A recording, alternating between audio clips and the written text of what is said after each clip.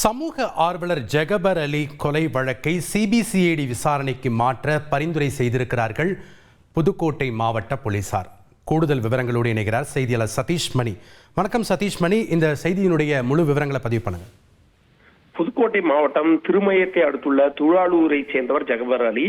இவர் அதே பகுதியில முன்னாள் அதிமுக கவுன்சிலராகவும் அதே போல சமூக ஆர்வலராகவும் செயல்பட்டு வந்திருக்கிறார்.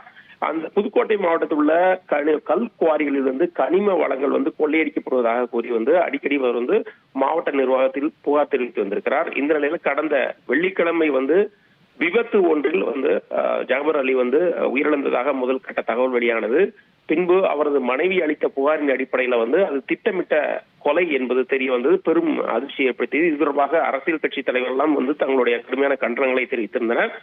இந்த விவகாரம் தொடர்பாக புதுக்கோட்டை மாவட்ட போலீசார் வழக்கு பதிவு செய்து அந்த சம்பந்தப்பட்ட கல்குவாரியினுடைய உரிமையாளர் ராசு உட்பட 4 பேரை கைது செய்திருந்தார்கள். இது தொடர்பான தீவிர விசாரணை நடந்து வருகிறது.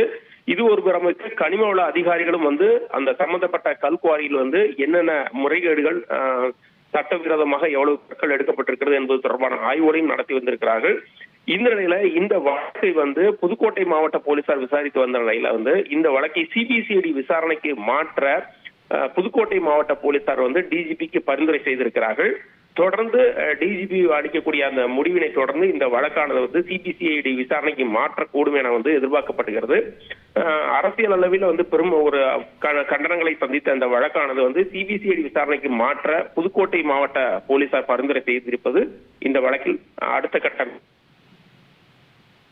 நன்றி சதீஷ் மணி, உங்களுடைய விரிவான தகவல்களுக்கு.